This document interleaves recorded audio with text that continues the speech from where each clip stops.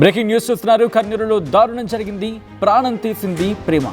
అవును, degree student Hussain బాషా అనుమానాస్పద మృతి ప్రస్తుతం సంచలనంగా మారింది. రైలు పట్టాలపై విగతజీవిగా కనిపించాడు బాషా.